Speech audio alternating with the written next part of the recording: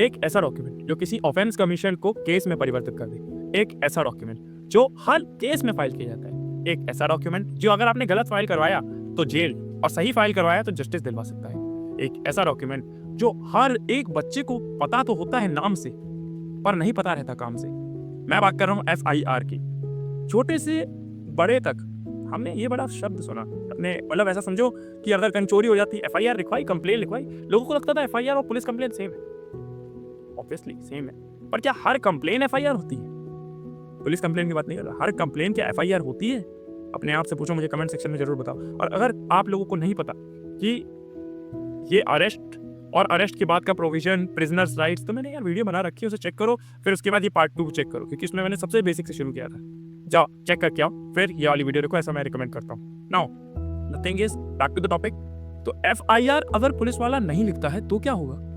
मान लो पुलिस वाले ने अगर लिख भी लिया, तब हम क्या करेंगे? ठीक है, अगर मान लो नॉन कॉग्निजेबल ऑफेंस है, क्या FIR तब भी होगी? अरे रुको जरा, तुम बात सुन। ये है पार्ट 2 लीगल राइट्स का, और आज मैं तुम लोगों को बताऊंगा FIR होती क्या है, क्यों होती है, रजिस्टर्ड होती है कि अनरजिस्टर्ड होती है, नहीं लिखा तो क्या होगा, लिख लिया तो क्या होगा, सब कुछ झमेला इसमें क्लियर होगा। मेरा नाम है शिव शुक्ला, आइए शुरू करते हैं। कुर्सी की पेटी बांध दो, मौसम बिगड़ने वाला है। जी हाँ, तो FIR एक ऐसा डॉक्यूमेंट होता है जो इन्वेस्टिगेशन के इनिशियल स्टेज को क्लियर करता है। उसी से अगर कोई FIR लिखवाता है तभी पुलिस इन्वेस्टिगेट कर सकती है, वरना नहीं करेगी। अब ये FIR लिखते कब है? देखो पहले FIR होता क्या है ये समझो, फिर देखेंगे लिखते कब है। FIR बेसिकली एक डॉक्यूमेंट होता है जहाँ पे आपके साथ जो भी ऑफेंस कमीशन हुआ है उसकी इन्फॉर्मेशन को गैदर किया जाता है by the police officer, written और ओरल, और उसकी फिर तुम्हें कॉपी दी जाती है। बड़ा कॉम्प्लिकेटेड मामला है, सिंपल वर्ड्स में समझो। क्या देखो, अगर मान लो मेरा नाम है शिव शुक्ला, अब मेरे साथ कोई ऑफेंस अगर कमिट हुआ है तो यहाँ पे अगर मेरे साथ ऑफेंस हुआ है ना, तो अब मैं मेरे साथ जो कुछ भी हुआ है उसकी इन्फॉर्मेशन मैं पुलिस स्टेशन जाऊंगा। उस पुलिस स्टेशन में एक डेजिग्नेटेड पुलिस ऑफिसर होगा, जो कि मैंने पहले पार्ट में बताया क्या होता है, वो देख लेना। डेजिग्नेटेड पुलिस ऑफिसर बेसिकली वो होता है जो अपनी एक आइडेंटिटी लेके चलता है, उसे लॉ ने नियुक्त किया हो, कॉम्पिटेंट पुलिस ऑफिसर हो, ठीक है। तो उस पुलिस ऑफिसर के सामने जब मैं अपनी कंप्लेंट रूपी इन्फॉर्मेशन रखूंगा और वो उसे ओरल या रिटन वे में जॉट डाउन करेगा, वो information on an document is what I call FIR, that is first information report. Got it? आप तुम पूछोगे ये है कहाँ लिखा हुआ, जो भी आप बोल रहे हो, बक रहे हो, ये लिखा कहाँ है? ये लिखा है section 173 chapter 13 of the BNSS में। जाके चेक करो, वीडियो पॉज करो, चेक करो जाके। हो गया? अब ये तो हो गई बात, आपने चलो बता दिया ये क्या होता है। सेक्शन 173 थोड़ा क्लियर वे में समझाओ तो क्या है। इससे पहले तुम्हें एक चीज और बताता हूँ। सेक्शन 173 से पहले एक और सेक्शन है, सेक्शन 230। वो कहता है कि अगर आपको कोई FIR मतलब लिखवाई आपने, तो उसकी पुलिस वाले की ड्यूटी है कि वो आपको उसकी कॉपी सौंपे। भले ही FIR एक सब्सटैंटिव एविडेंस का पीस नहीं माना जाता, पर FIR की कॉपी अटैच करना बड़ा जरूरी है, याद रखना ये चीज। अब FIR के जो सेक्शन 173 है, ये क्या कहता है? ये कहता है कि इसका देखो बेसिकली पहले तो एक चीज कही जाती है कि मैंने जैसा बताया ना, FIR को ओरल या रिटन वे में जॉट डाउन करेगी पुलिस। अब मान लो कोई बंदा है ना, मान लो कोई बंदा वहां नहीं पहुंच पाया पुलिस वाले के पास, अब वो क्या करे?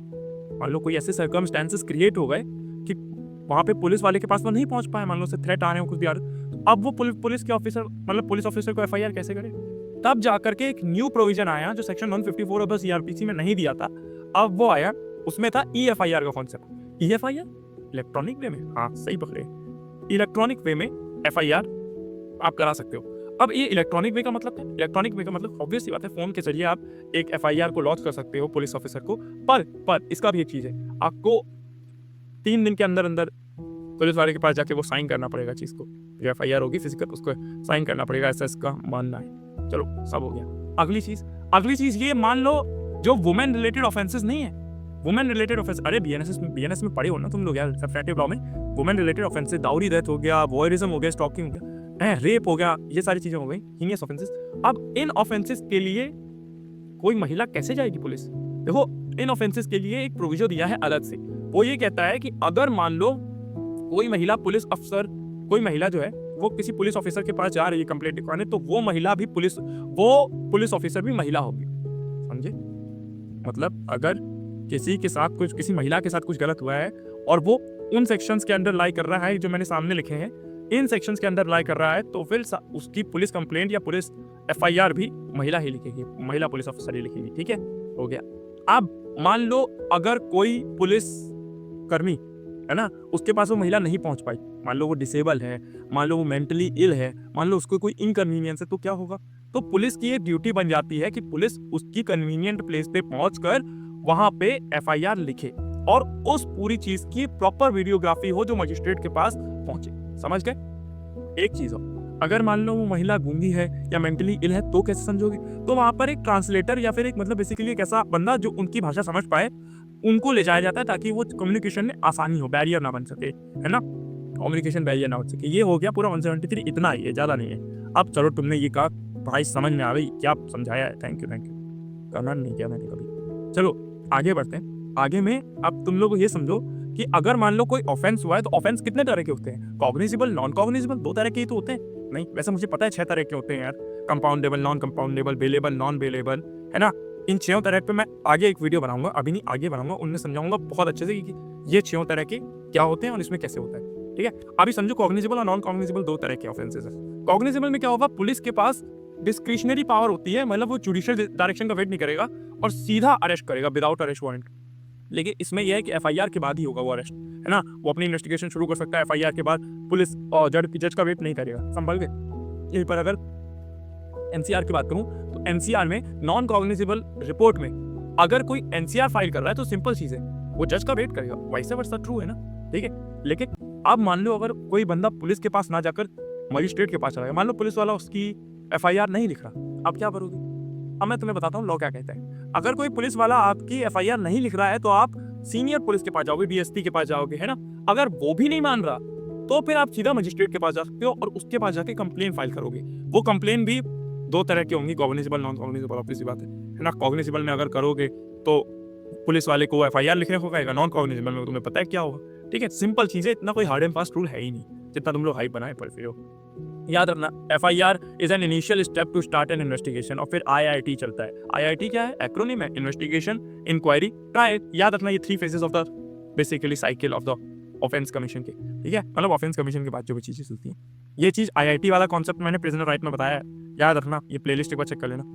अब आगे बढ़ता हूँ। आगे बढ़ने के बाद मैं 3 चीजों को तुम्हें बताता हूँ। एक ललिता कुमारी वर्सेस स्टेट ऑफ यूपी के केस में क्या हुआ था। एक लड़की को किडनैप कर लिया गया था, तो ये पूरा केस था। ठीक है, इस केस को मैं बायो में अटैच कर लूंगा, तुम लोग इसकी समरी पढ़ लेना, तुम्हें समझ में आ जाएगा नोट्स के जरिए। और अगर तुम्हें चाहिए नोट्स तो कमेंट कर देना, मैं वहाँ पे पिन कर दूंगा। अब क्या होगा कि ललिता कुमारी में जो 2 जजेस की बेंच बैठी थी और मैलीमेथ कमिटी जो थी, उसने ये देखा कि नंबर ऑफ एफआईआर जितनी रजिस्टर्ड है उतनी ही नहीं है। समझे? अरे मतलब सिंपल, अगर 70 है टोटल तो उसमें 35 रजिस्टर्ड थी, 35 अनरजिस्टर्ड थी। तो अब मैलीमेथ कमेटी ने एक बात कही, मैलीमेथ कमेटी ने कहा कि अगर कोई पुलिस ऑफिसर रजिस्टर नहीं कर रहा है एफआईआर को तो उसके खिलाफ स्ट्रिक्ट टू स्ट्रिक्ट एक्शन होना चाहिए, जिसमें उनको बेसिकली उनको उनकी पोजीशन छीनने तक की बात कही थी।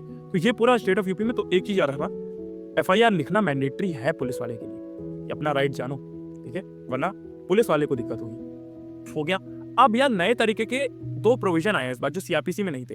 एक तो मैंने तुम्हें बताया ईएफआईआर, वो मैं तुम्हें बता चुका हूँ पहले ही, तो उसे दोबारा नहीं दोहराऊंगा, बहुत बोरिंग हो जाएगा।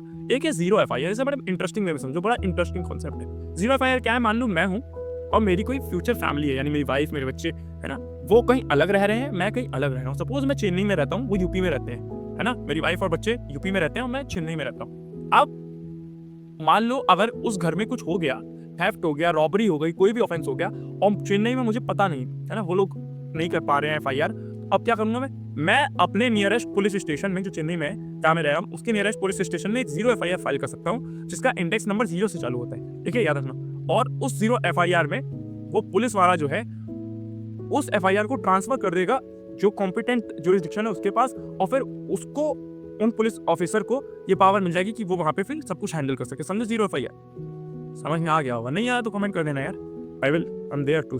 अगर मान लो एक चीज और ले लो, ए है, ठीक है, ए कहीं दूर देश में, दूर स्टेट में बैठा है और उसकी फैमिली कहीं और स्टेट में बैठी है, उसकी फैमिली के साथ कोई हादसा हो जाता है और वो एफआईआर नहीं कर पाती, तो ए अपने नियरेस्ट पुलिस स्टेशन में एफआईआर फाइल करेगा, वो एफआईआर ट्रांसफर होगी, उस स्टेट में जाएगी जहाँ उनके बेसिकली लोग रह और फैमिली वाले रह रहे हैं, और फिर वही प्रोसीडिंग चलेगी जैसे चलती है, प्रॉब्लम सॉल्व। ये 0 एफआईआर बहुत ही कॉम्पिटेंट वे में थी, मतलब बहुत ही ईजी वे, एफिशिएंट वे में थी। लेकिन अब इसका एक वो भी है क्या डिसएडवांटेज, पुलिस के ऊपर बर्डन आ जाता है। जब इतनी ज़्यादा एफआईआर की क्लासिफिकेशन हो जाती है ना, तो पुलिस के ऊपर बर्डन लाइक कर जाता है कि वो ईएफआईआर भी देखे, फिजिकल एफआईआर भी देखे, जीरो एफआईआर भी देखे, डिजिटल कॉपीज को भी असेंबल करे। दैट इज द थिंग, और कुछ नहीं। बाकी मेरे को लगता है कि हम लोगों ने सॉर्ट ऑफ सब कवर अप कर लिया है। क्या कुछ मैंने छोड़ा? नहीं, शायद नहीं। तो मैं जैसा ही कहता हूँ, अगर कुछ छोड़ दिया तो कमेंट करके बता देना भाई, मैं नेक्स्ट पार्ट ले आऊँगा इसका, कोई इतनी चिंता नहीं है।